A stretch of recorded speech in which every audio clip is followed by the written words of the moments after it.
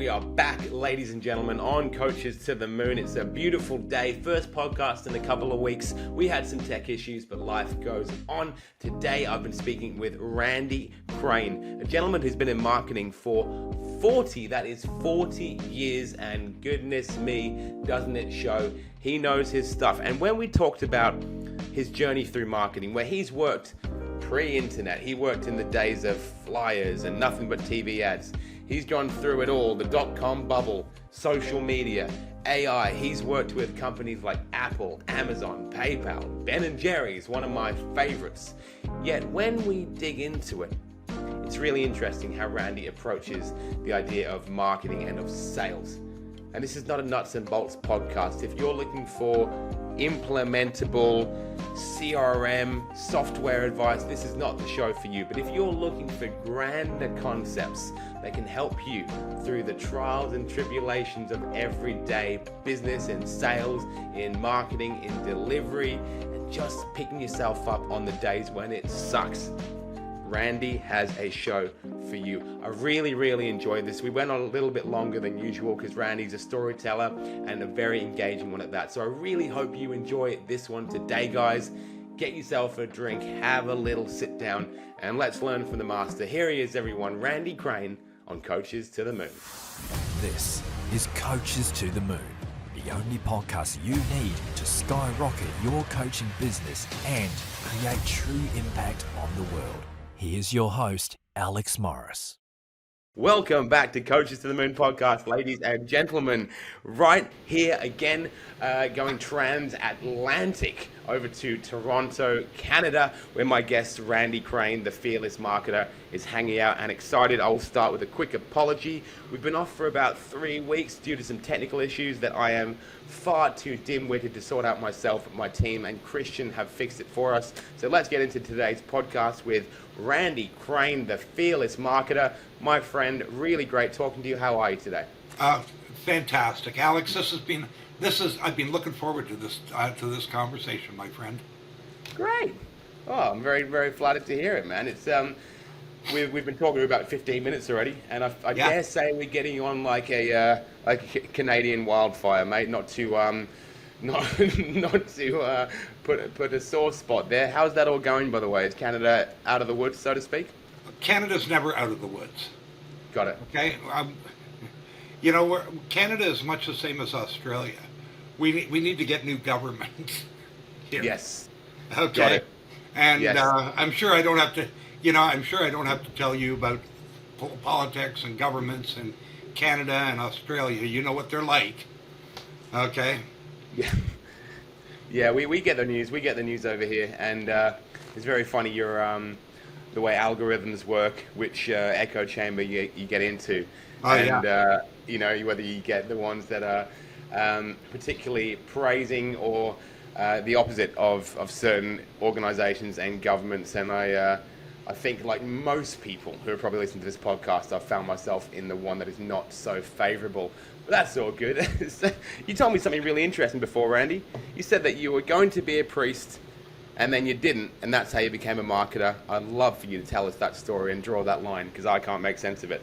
Well, you know what? It's funny. I actually, my father was a salesman, and he was a great salesman, terrible accountant, terrible everything else, but he was really good at connecting with people.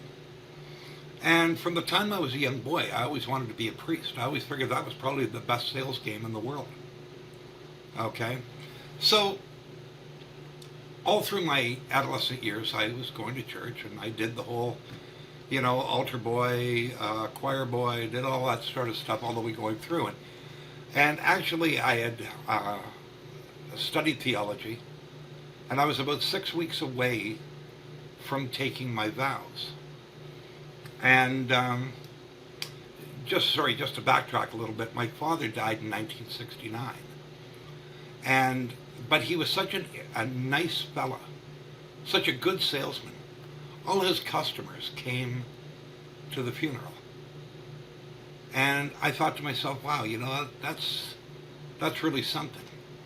So when I was going to become a priest, before you become a priest, they give you an interview.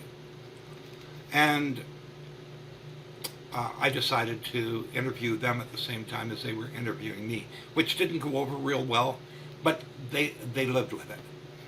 And I started asking questions that maybe you're not supposed to ask at church. I was asking questions about the political times of Jesus and the racial interaction that was going on at the time, all this type of thing. And of course, they're coming back. You don't ask those questions. You don't ask those questions. Anyways, after about an hour of this, they turned around and said to me, maybe you need to take a leave of absence from your vocation and rethink about it. And I thought, you know what, that's a great idea. Let's do that. And so I took a leave of absence for a while. That was 40 years ago, and I'm still on that leave. Okay, I'm still reconsidering. But yeah, so anyways, while I was thinking about becoming a priest, I needed to make money in the meantime. I needed a job. And my dad was a salesman, and I got into marketing. And I found out that I really liked it.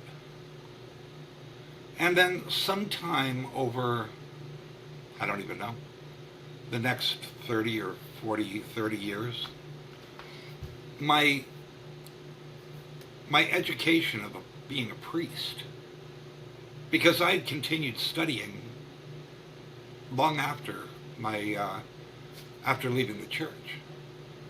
To me, you know what, it was always about finding the truth. And I didn't feel I was getting the truth from the church. So, but over the next 20 or 30 years, my understanding of theology and my understanding of marketing came together. And emotion marketing was born for me at that moment. And I realized that what you think and what you feel creates reality. Your reality. And every human being in the world is emotionally connected to their wants and their desires in life. So the whole idea of going in, and as I was taught to sell back in the 80s, it was about, hi, my name is Randy, I'm with this company, we've been in business for 20 years, we have the best product, the best price, the best people, the best warranty, the best delivery. I'm sure you've heard this all before, Alex. Many times, right?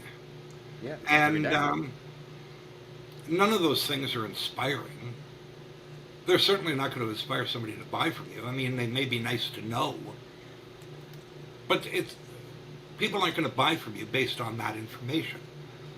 So if they're not going to buy for that information, then it set me on a journey to find out what information they would buy. People are emotionally connected to their problems in life. They're connected to their needs, their wants, and their desires. Okay? And if you can't connect emotionally with your audience or your customer, then you're on an uphill climb. So I realized this early on, that this was going to be the case. So the whole concept of emotion marketing is how people buy. This is how people buy. Human beings don't make logical decisions. They don't make rational decisions. They make emotional decisions, and then support it later with rationality or reason. So that's my story, my friend. No, I love it. I love it. That's no, it makes a lot of sense, and I can see the parallels absolutely between sales and marketing and religion. Absolutely, it's getting people on board with a belief and letting them know this will probably solve the problems they're having and move them towards a destination to where they want to be. Well, I think, you know what, you and I'm sure we can both agree on this. You know, we're taught that the world outside controls our inside. We're taught that. Okay, people will say, well, it's because of the circumstances, or I'm in this shape because of what that person did or what that person did. It's always out there. And I every religious teaching teaches the same thing, which is fix what's inside here, and you'll fix what's outside there. The world is nothing more than a reflection of who you are. And I can prove this because, Alex, when you first got out of school, what did you do what was your first job? My first job out of school, I was a cashier at a butcher Okay. shop. Good. Can I ask you something? Please. Are you still a cashier at a butcher shop? Not these days. No. No. Of course not, right? You see, when you were a cashier at a butcher shop, you got all the advantages and disadvantages of being a cashier at a butcher shop. Today you're a podcast host, a successful one, and you get all the advantages and disadvantages of being a successful podcast host. You don't get the advantages and disadvantages of being a cashier at a butcher shop. So, based on who you are, your reality changes. And for some people, it changes yearly. Some people it changes daily. Some people it changes hourly. It depends on your point of perspective. That being said, if reality is created by you, it's based on what? It's based on the only thing that your body and mind can control: what you think and what you feel. And if you ever notice something, and I really find this interesting, what you think causes what you feel, and what you feel causes more of what you think, which causes more of what you feel. So if you're feeling sad, what you think about being sad will make you feel sad. And then when you feel sad, it'll cause more of a thought to make you feel worse. And then you just keep going down that rabbit hole. Yep. And I'm sure, I know it's happened to me, I'm sure it's happened to you many times, but the same thing happens on the opposite side. If I feel happy, I feel happy. If I think happy, I feel happy. If I feel happy, I get more happy thoughts, which causes me to have more feelings of being happy. Yep. Okay? So, this is what I'm saying. We are in control of who we are. And understanding this as a marketer, as a salesperson, man, even as a human being, I think is so important. Because I think most people go through their lives not understanding. Well, and we hear this all the time, Oh, I'm clinically depressed. My doctor says I'm depressed, therefore I'm depressed.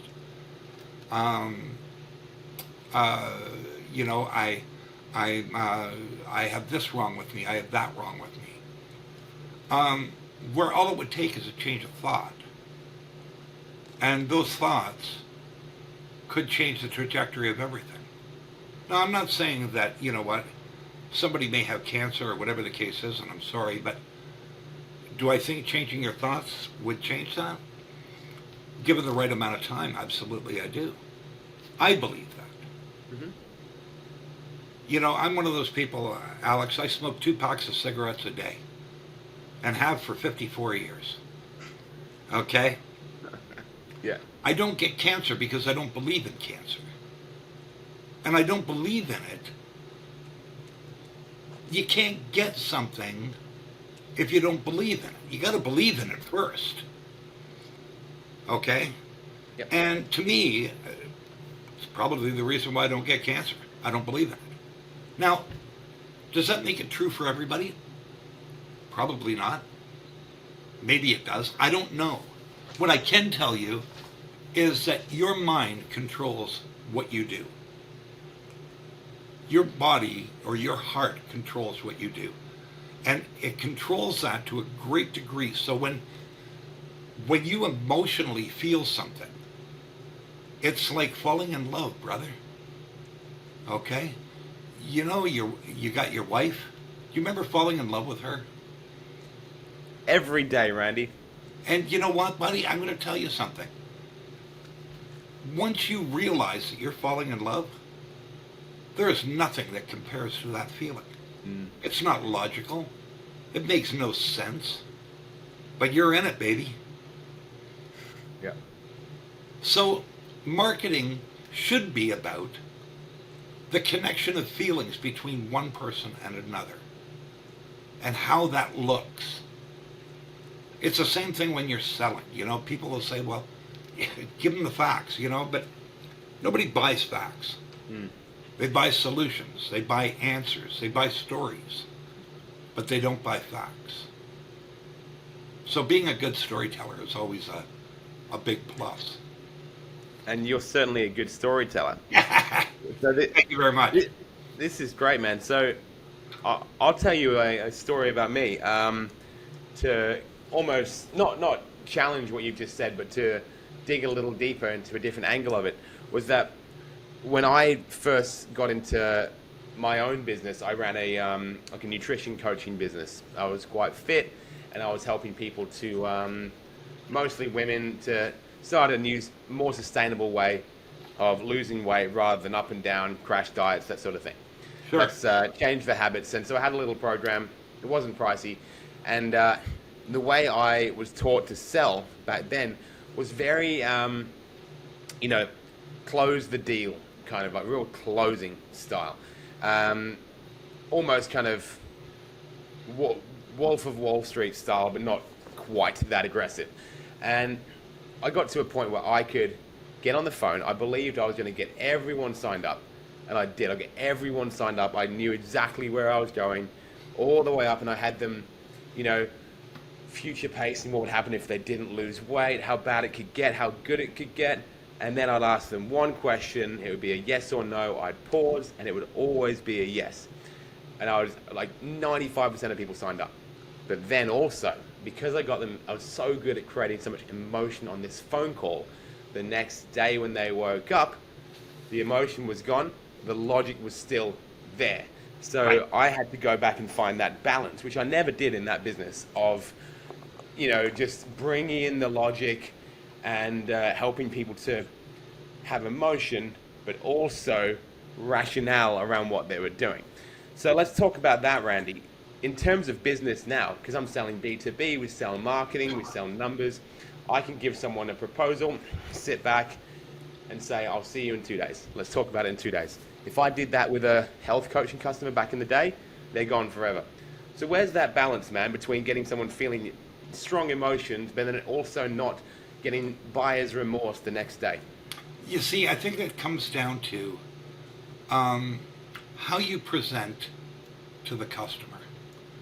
One of the things that I do is when I'm speaking directly with a customer, whether I'm doing a marketing campaign, I try to identify the elephant in the room. Okay, to give you an example, I'll talk to a customer and I'll find out why I'm here.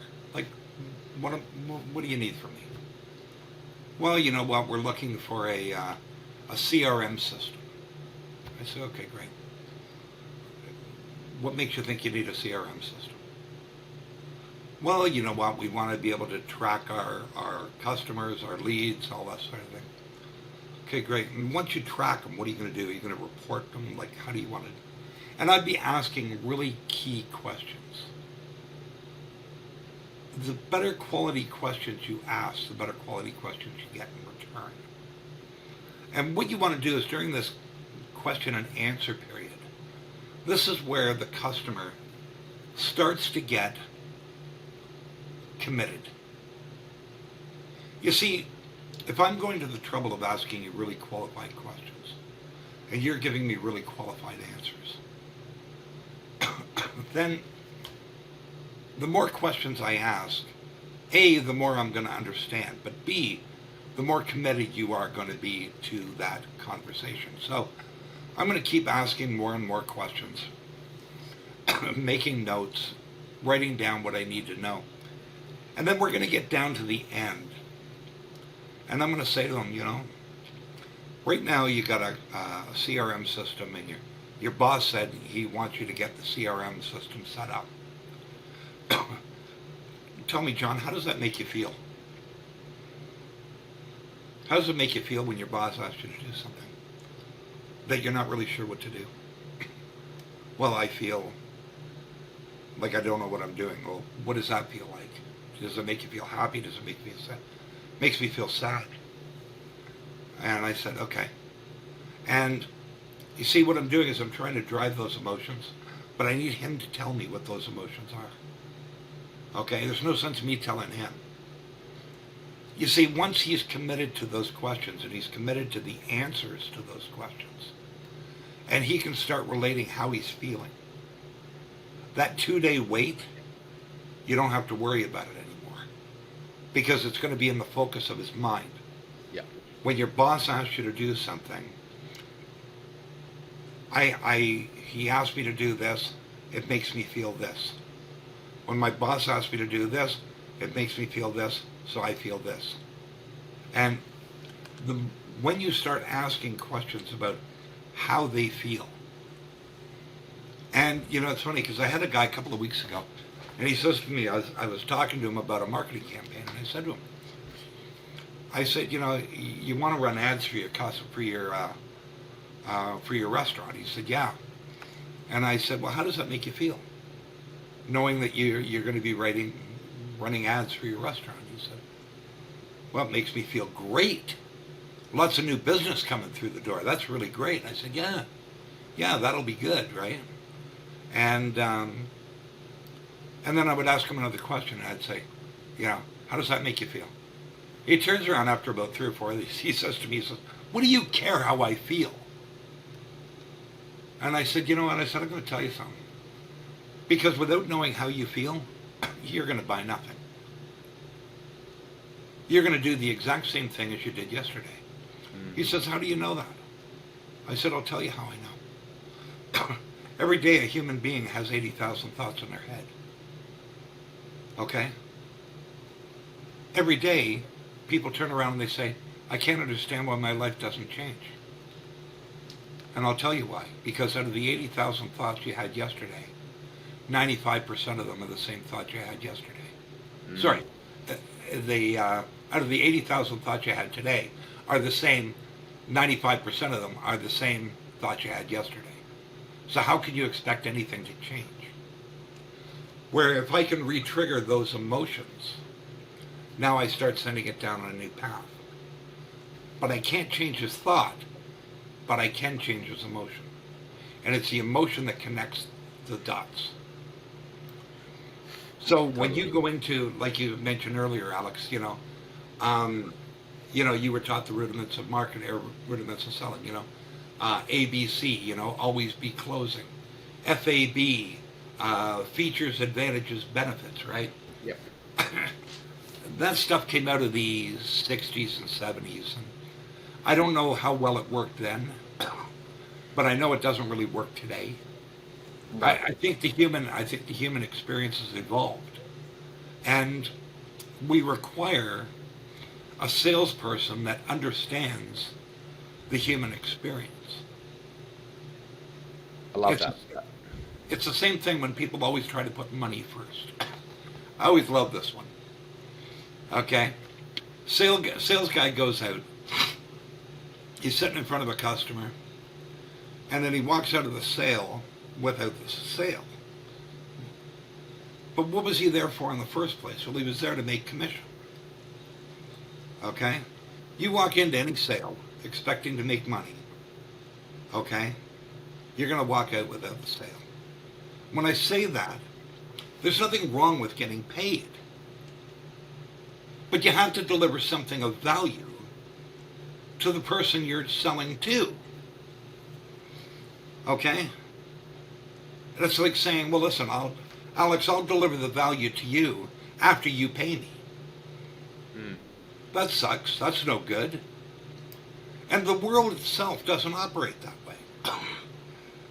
The world itself operates on a premise that you do the work for 2 weeks and you get paid in 2 weeks. Yep. So why should being in business be any different? to me, I look at this and I think to myself, and I do. I get this. Consultants do this all the time. Yeah, pay me $5,000, and I'll tell you what you need to know. Okay, that's not a good way of doing business. That's not how I do business. Mm-hmm. I want to deliver real, tangible value. So when a customer turns around, he says to me, well, can you give me a quote on my marketing or give me a quote on my advertising? I'll say, no, I can't. Because I don't know you well enough. But let's do this. Let's have another meeting tomorrow, and we'll talk some more. Yep. Meanwhile, this gives me an opportunity to deliver even more value to this guy. And then at the end of the second meeting, he'll say, well, how much is all this going to cost me? I said, geez, man, I don't know. But let's have another meeting tomorrow, and we'll talk about it. And I'm sure by then I should be able to tell you. Yep. I would hope anyway. But that gives me another opportunity to deliver more value. So what ends up happening is, by the time the third meeting rolls around, the guy turns around and he says, for God's sakes, Randy, give me the price so I can write you a check. And that's what I'm looking for. Right. You see, my world is probably a little bit different than yours, Alex.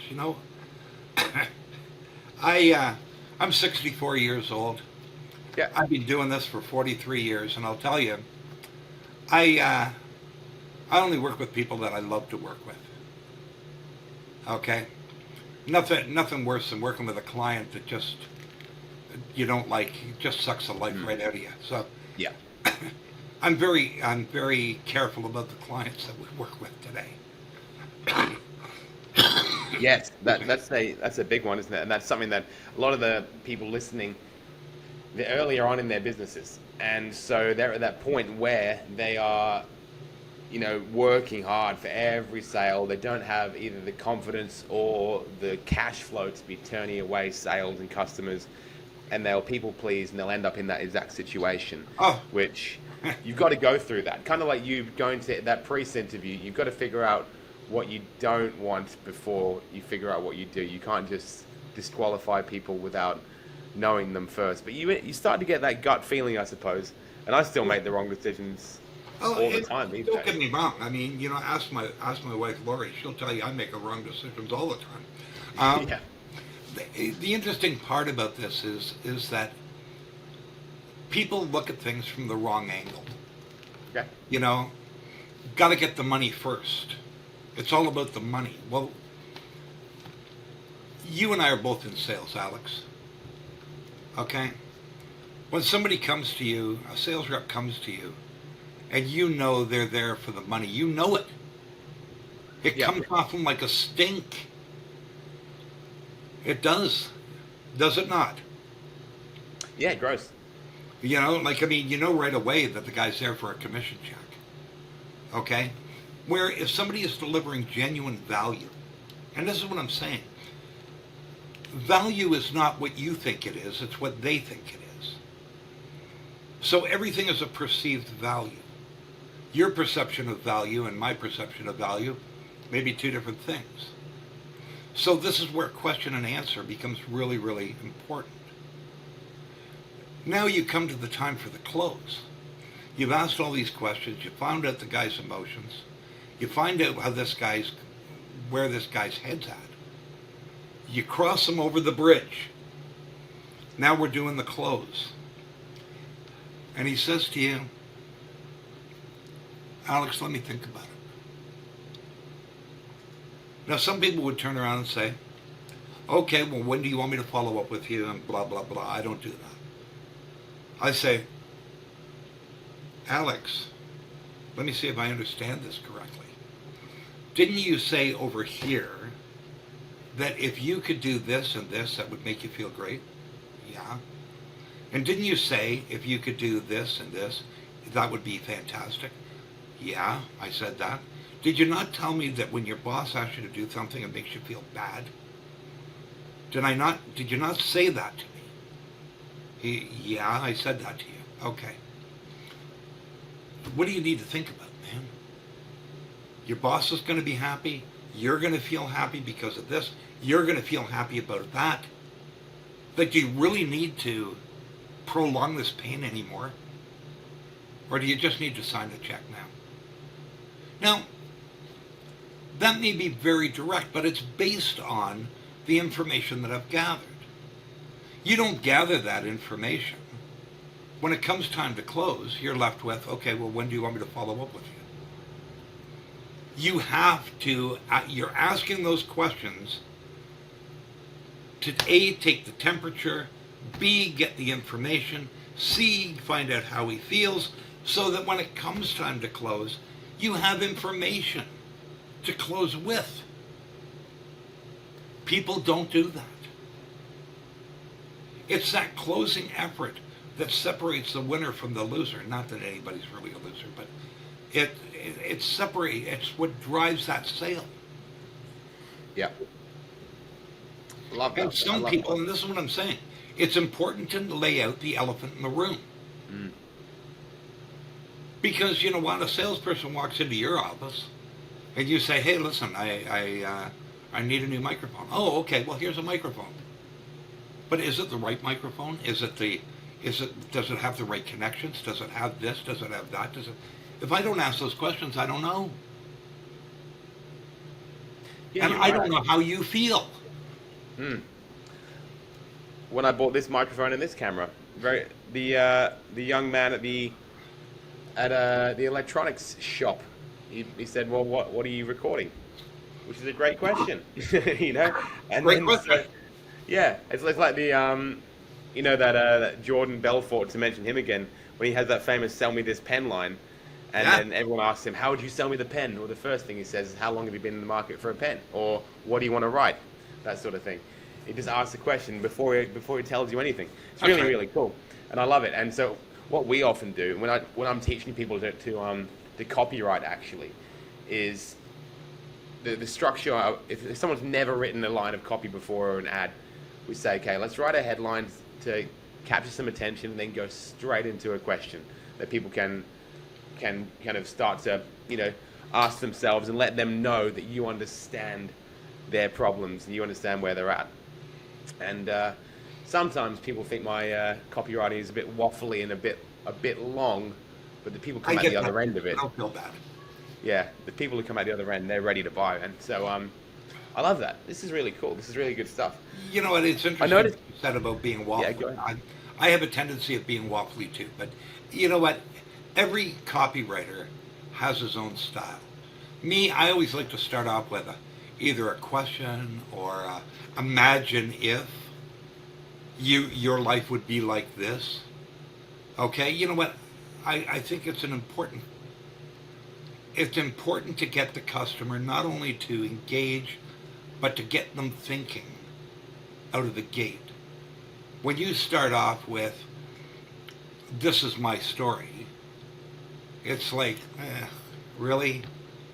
Where when you start off with being engaging, whether you're doing a blog, whether you're doing a sales funnel, whether you're doing a website, that content is so important. And I did a study a couple of years ago. You might find this interesting.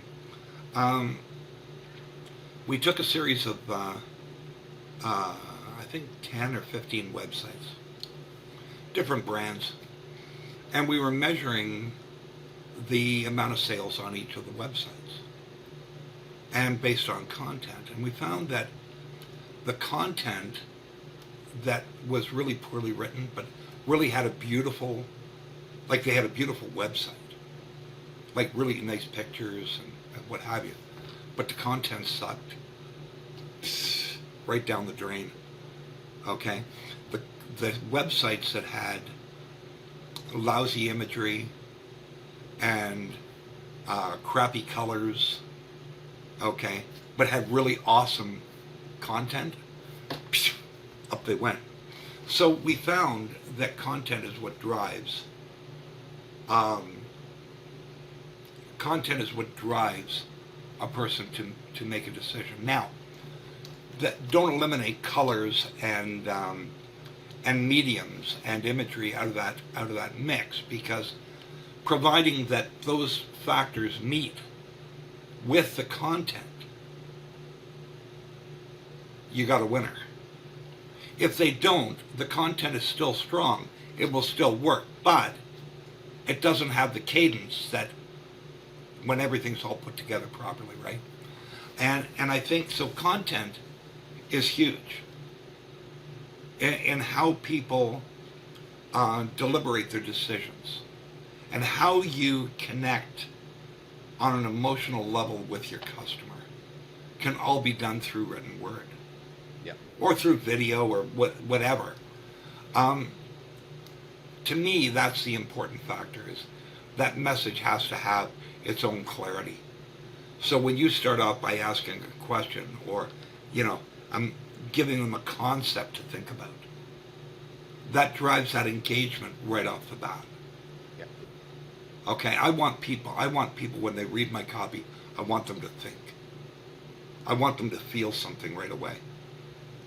How would you feel if you could have that dream vacation you always wanted but could never afford?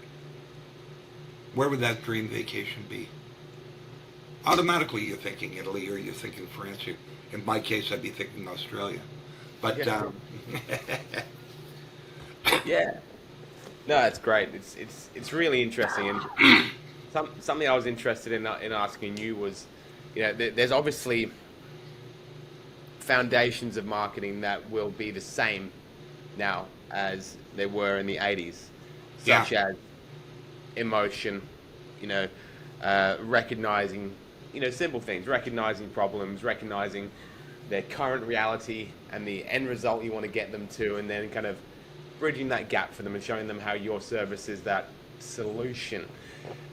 But I'm curious, because right now everyone says that, with AI coming out, we're in the fastest period of change. But I reckon that's just kind of what we know now. So if you think back across 40 years, what do you believe is the biggest or fastest period of change that you've seen in the marketing space?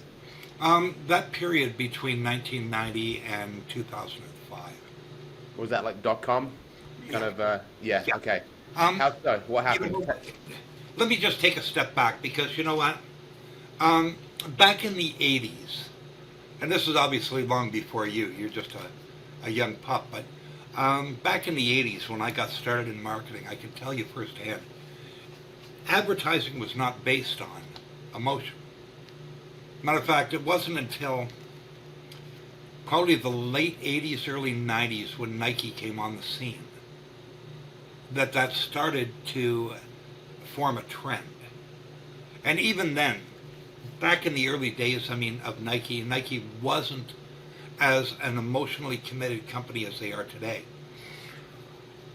It was all about getting a product on the market. How fast can we get it out there? How much money can we spend? Back in the 80s, there was maybe a dozen ad agencies, big ad agencies worldwide. And they control probably 90% of most of the business in the large corporate marketplace. When that kind of crashed in the early 90s and the rise of the digital age, that digital age really changed everything. Because the days of the ad agency, the television set, the radio, the magazines, the newspapers, these things all started to draw to the end of their careers. And you know what, don't get me wrong, there is still, quote, something like TV out there, okay? But TV commercials are not what they were back in the 80s. They're different today. TV commercial, well, they're not really TV commercials. They're more commercials for the internet. And those internet commercials are much different than a TV commercial. Okay? Radio commercials come way down in price because nobody wants them anymore. Newspapers are going out of business all over the world. And magazines are going to digital because they can't afford to print anymore. So that whole era is now behind us. So the rise of the digital era was huge. But that period between, I'd say 97 to 2005, 2006 was enormous change. because people, the new generation of people coming out, or the new generation that were growing up, realized that what we were doing in the 80s doesn't work anymore. We need to find something new. Social media was coming out, and it was just coming out then. Facebook was the first player to the stage. Didn't take long before, the others started following. LinkedIn came on the scene. Twitter came on shortly after Facebook, and of course, after that it was the Snapchats and all the other TikToks, what have you, that come out. This is the growing way of the next generation. Okay? Do I think there's been a huge change? Absolutely. And this comes back to what I said before. I think the human experience has evolved. Okay? We look back and, it's funny, I was talking to my wife tonight and I said, she was saying to me, we need to, it's going to be Halloween soon, so we should start watching Halloween movies. And I said, yeah, I know. I said, you know what? I remember when I was young and I saw Freddy Krueger for the first time. It scared the hell out of me. Yeah. But I watched it last year and I thought, oh my God, that's so horrible. Yeah. Because I think the human experience has evolved past that. Okay? The days of control through media is rapidly becoming a thing of the past because human beings are aware that media is controlling them. Where back in the 80s, we didn't. But there's so much hype now on social media, TikTok, Facebook, LinkedIn. Hey, you know what? Don't watch this commercial because of this. Don't watch TV because of this. Alex, you've seen all this. What it does is each time that propaganda, whether it's true or not, that propaganda comes out, it changes the way some people think. And how people think is what causes people to evolve. Yeah. So, the days of controlling people with fear, case in point was 1942, War of the Worlds. Yeah, got it, yep. They had people in the streets screaming because they thought Martians were landing on Earth. Now, you and I look at that and we think, oh my God, that's crazy, right? Isn't that crazy nuts? And because we can't imagine that. But you know what? Your grandfather and your grandmother were probably part of those people that did it. Yeah, I bet. Or my grandfather and my grandparents probably did the same thing. Because they didn't know any better. Because they haven't evolved. See, we learn from our parents. But our parents now know no less than we do. So it's kind of blind leading the blind to a great degree. So that evolving over a period of time is what sets the pace for the next generation to come through. And do I think marketing has changed? Like, don't get me wrong. What you think and what you feel controls reality. It controls perception. It controls consciousness. And that is who you are. The change to that is, or the caveat to that is that some people go through their lives and they don't know this.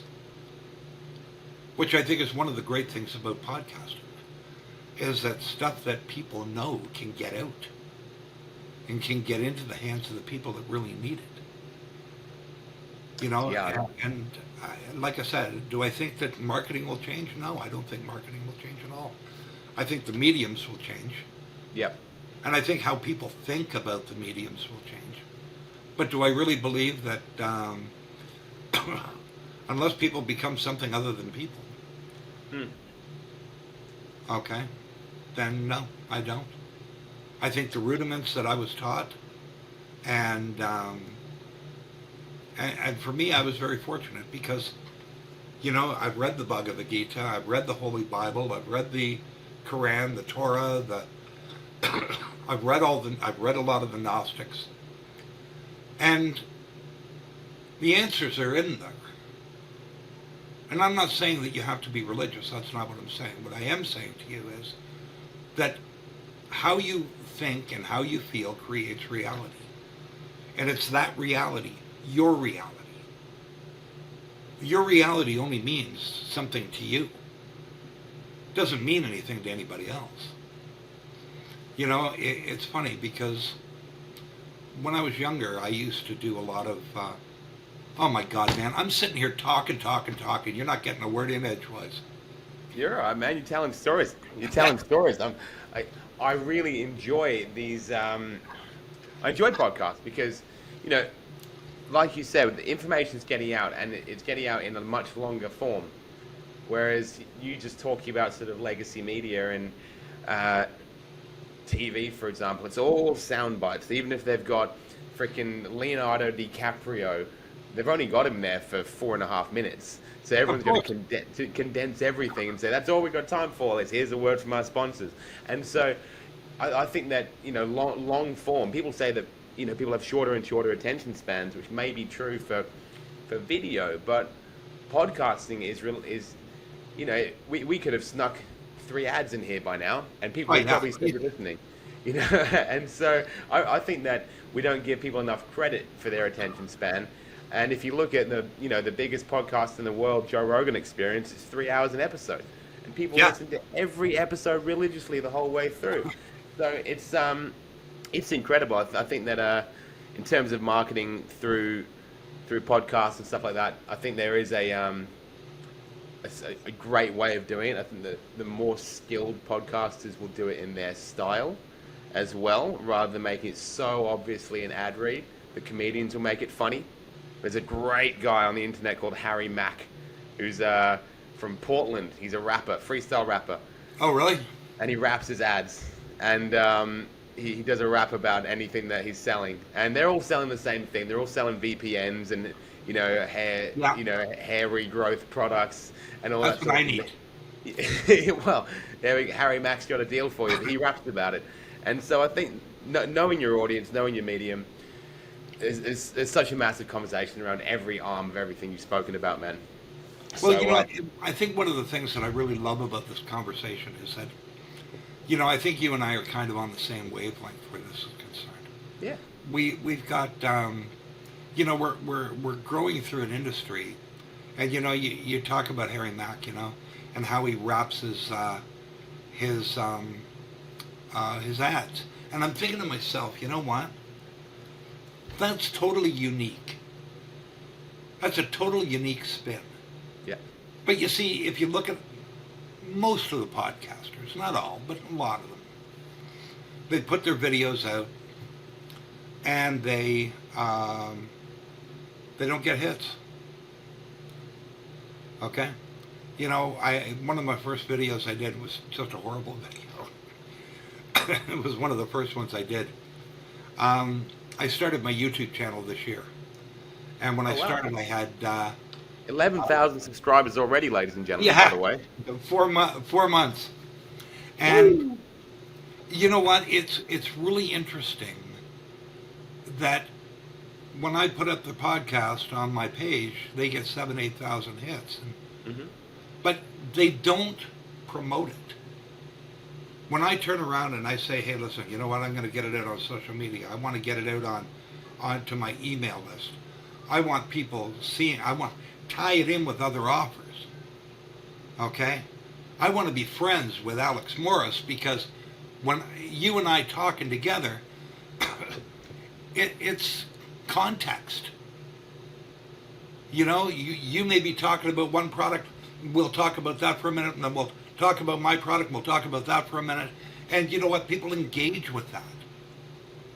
But you see, when you keep doing the same thing over and over and over again, it's kind of like the guy who, and I have a good friend of mine, he does this all the time, he keeps doing the same thing over and over again, trying to get a different output, a different result.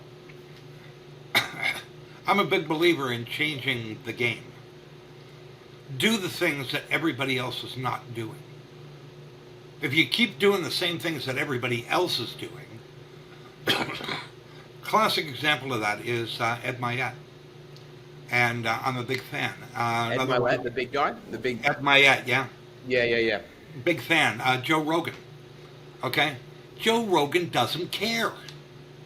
And he makes you know he doesn't care about what comes out of his mouth. You see, that's his... People go there because they want to hear, well, screw this guy. You people want to hear that. You see, and that's what I'm saying. Dare to be different. Do I have time for another story? Well, it depends. It depends, Randy Crane. No, of course you do. Of course you do, brother. Back in the 80s, I was running a telemarketing company, and ran it for almost 10 years. It was a combination of marketing, telemarketing, all tied into one. And my sales were at one point my sales were dropping off, and I couldn't understand why. And I had partners and investors in this business, so of course, you know what? They're coming to me saying, what the hell's going on here? I said, I don't know. I'm going to have to figure it out. So what I did was, I turned around, and at that point I was running about 180 telemarketers on the floor. And they were all being paid by the hour. So we turned around and I said, I'm going to continue to pay you by the hour. But for every no you get, I'm going to give you a bonus. So every time somebody says no to you, I'm going to give you a bonus. And my rationale behind this was, everybody thinks that when you get a no, it's a bad thing, right? It's considered a failure. I needed to change the way people thought. So I want you to get no's. Get as many no's as you can. So I started bonusing them $2 for every no they got. But if you get somebody who says yes, you have to transfer it over to the girl, and she'll close it, but you get nothing. Because you can't suck out of the same well. Pick one or the other. So all the telemarketers decided that they'll take $2 for every no they get. I said, okay. My investors and my management team thought I was absolutely crazy. And then every time they would get a sale, they would transfer it over to the girl. So on we go. First week goes by, nothing changes. Everything's just getting worse. Second week, things are even worse. Third week, my sales went up by 9%. By the third week, my sales were up 31%. And by the sixth week, my sales were up almost 50%. Here's the interesting point to that. Dare to be different. Don't keep doing the same thing that everybody else does. You see, when you treat a no like a yes, people feel successful. When they feel successful, they want to do more. So my calls per hour went up. My no's per hour went up, which caused more sales to go up.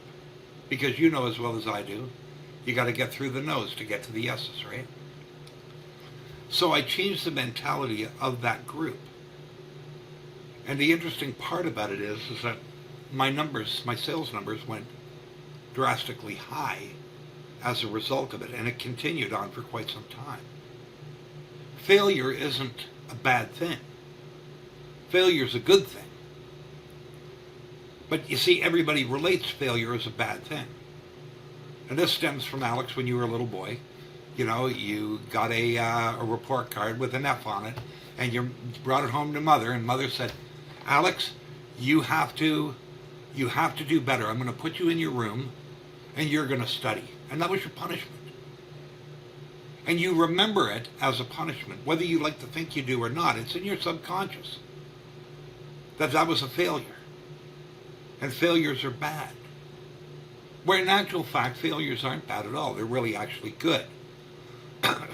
I'm a salesperson and I come to see you, Alex, and you say to me, yeah, Randy, I'm going to buy from you. I say, great, thank you very much. Here, sign the contract.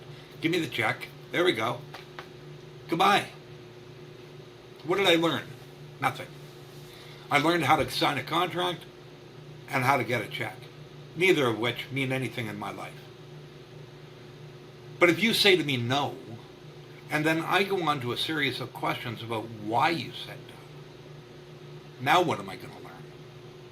Maybe I'm going to learn something about you. Maybe I'm going to learn something about the situation. Maybe I'm going to learn something about me.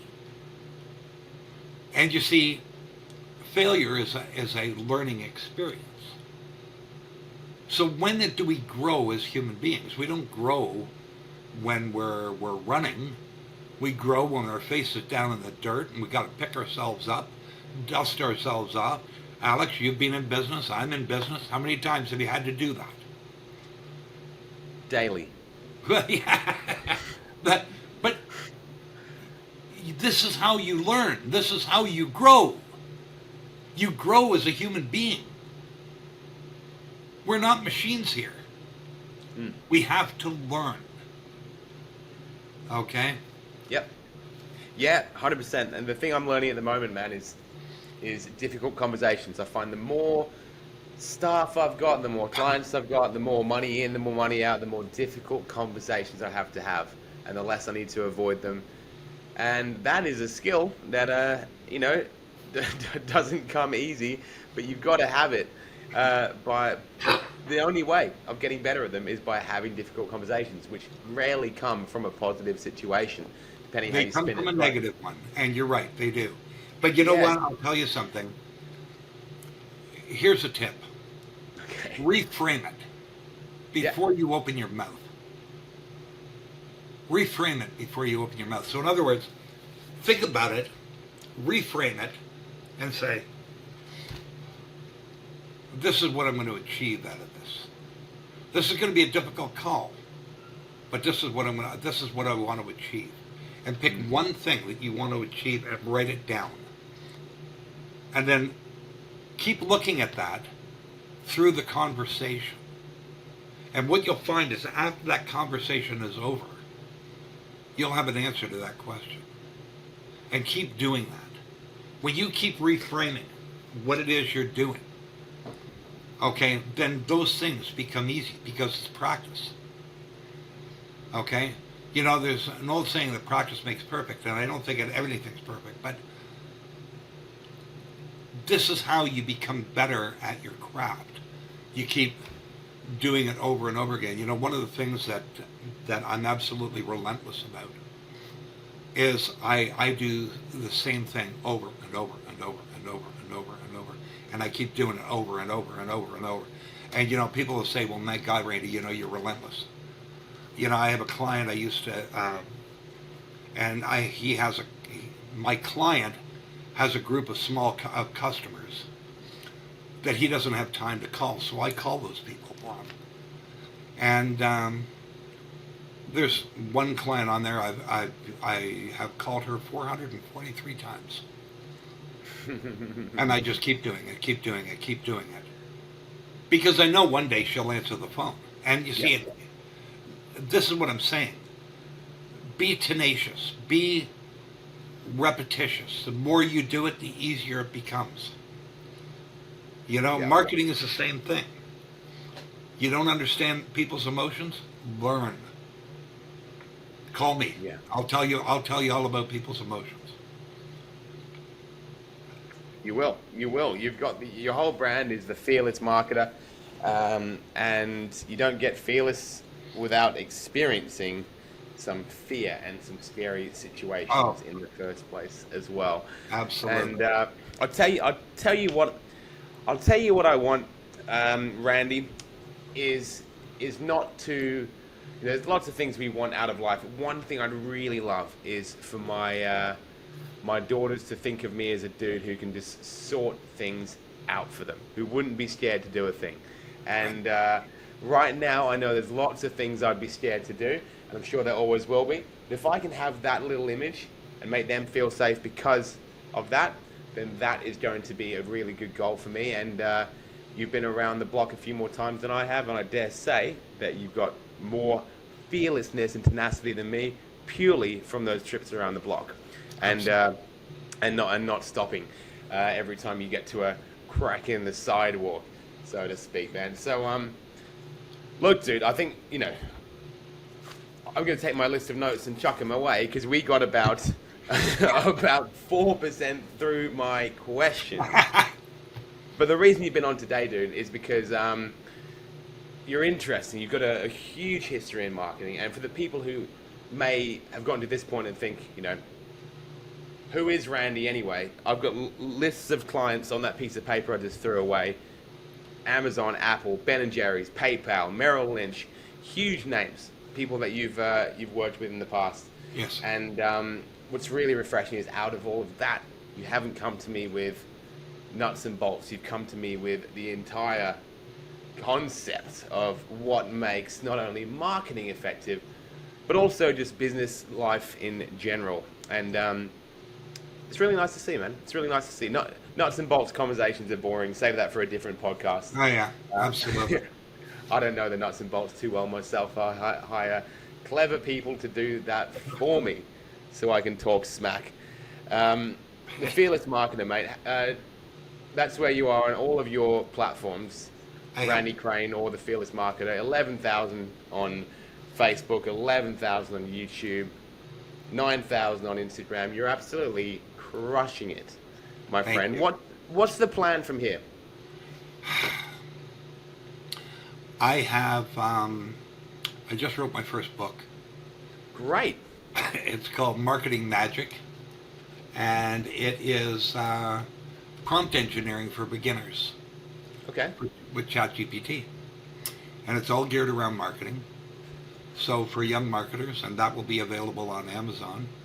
Yep. And I'm thinking about putting it out at 99 cents, as long as you give me a review. Do it. And so that's the first step. I've been invited to do a TED Talk next year. Fun. So that's kind of neat. And I think for me, I think the next step is to look. I don't have a course to sell. Don't promote books. I don't do any of those things. People want my help. They just pick up the phone and call me. Yeah. Or drop me an email or whatever the case is. Check me out on Facebook, Instagram. For me, I just want to grow my brand. And I built my brand based on honesty and integrity, and I really want to keep it that way.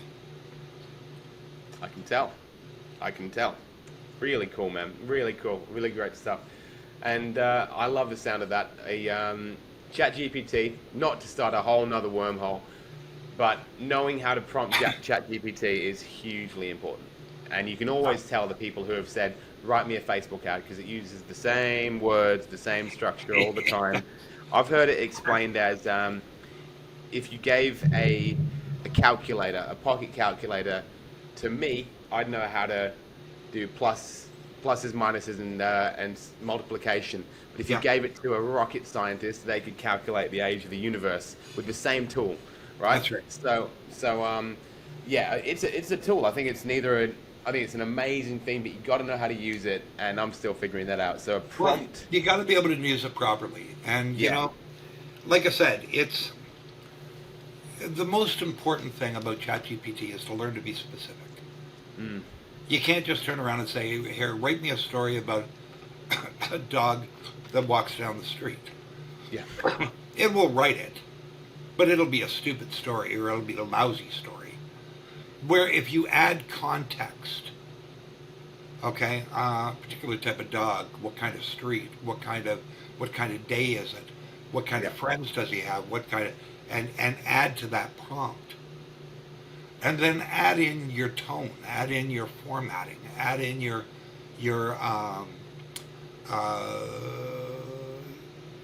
just whatever context and environment that you want this built around. And then it will write that story and write it well.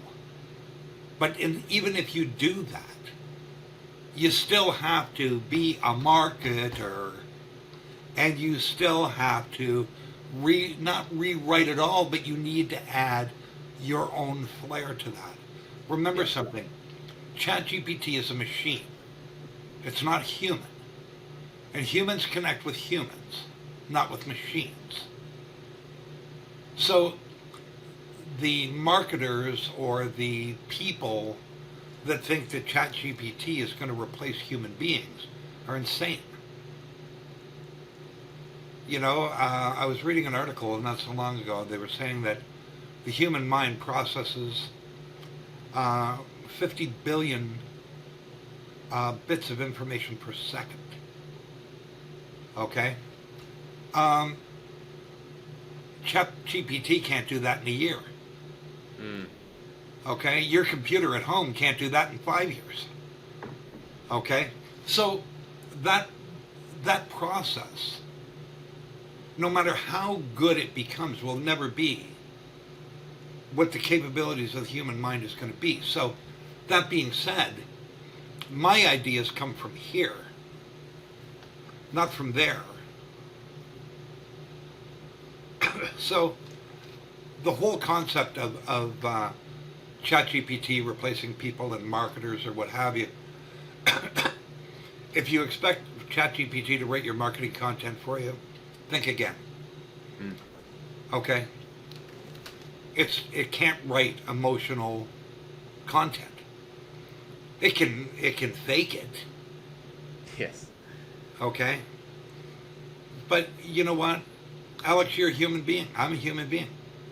Do you know when someone's being authentic or when somebody's being fake? Yeah, absolutely. You can smell it pretty quickly. And you know it. All you got to do is open your mouth. Okay? And whether you're opening your mouth on a video, or whether you're opening your mouth on a page on the internet, it's still going to amount to the same thing. You know, marketers today have to be authentic. They have to be the real deal.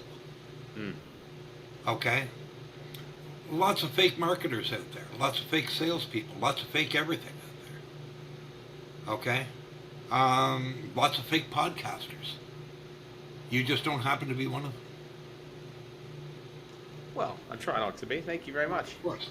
What I am saying to you is there are a lot of people that want to take shortcuts. And you know what? There's no shortcuts in life. You either do it or you don't do it. It's coming back to your pen. You know, pen story. You know, my dad used to say to me, he'd say, "Here's a lighter." I'd say, "Yeah." He'd put it down right here in front of me. He'd say, "Try and pick that up." And I'd say, "Okay."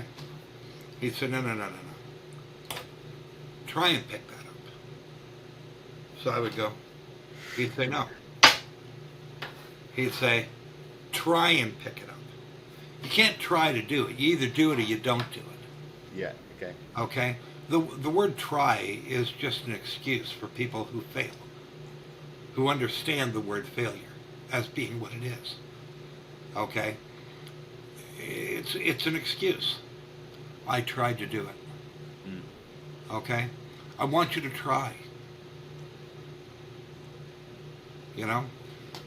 These are, like I said, trying is not, you either do it or you don't do it. And if you live your life that way, and it just means that, okay, well, you know what, you're going to give something 100%. If you give everything you do 100%, doesn't mean you're going to win every time. But it does mean that you're going to give it 100%.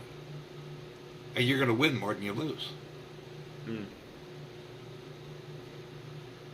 Well, ladies and gentlemen, just nuggets upon nuggets, bombs upon bombs coming out of the mouth of Randy Crane today. Really exciting stuff, man. And never for a second apologize for telling long stories, because that's where we get stuff from. That's why you're on the show on a long form conversation. to have those conversations that we never get the time to have in the grind of daily life. So it's really nice to put aside these hours or so to have a chat with someone who otherwise I would have never have met. And so really, absolutely, right? really, really cool. So I'm really excited. Be sure to send me those links when you have that book ready. I'm really excited to see it. And everyone listening, guys, you know, we've got the links in there already up above to the side, wherever you're looking at this one. The Fearless Marketer. I'm really liking the YouTube videos particularly. So great stuff, man. Really great stuff. I'll thank you once more, Randy, for being on the show today and sharing such awesome insights with us. It was such a pleasure meeting you and such a pleasure being on your show. Thank you very much. I hope you're going to invite me back again. 100%. Yeah. We've got a lot of stuff to cover. I want to learn about, we got a lot of stuff to get through. I want to learn about the inside secrets of Ben and Jerry's. So, you got it. Excellent. Well, anyone listening or indeed watching that one, thank you so much for being here. I'll be back in the next few days with another episode of Coaches to the Moon. But until then, thanks for listening. Much love and peace out. Hey guys, I really hope you enjoyed today's episode. Thank you so much for sticking around to the end. If you love our guests, then in the show notes of this episode, you can find their socials, you can follow them, you can learn more about all the free resources and programs they've got. I highly recommend you do it. Until then, thank you so much. I'll be back here next week with Coaches to the Moon. Have an amazing day. Peace out. Coaches to the Moon will be back next week. Until then, reach us on Facebook at To The Moon Digital Marketing.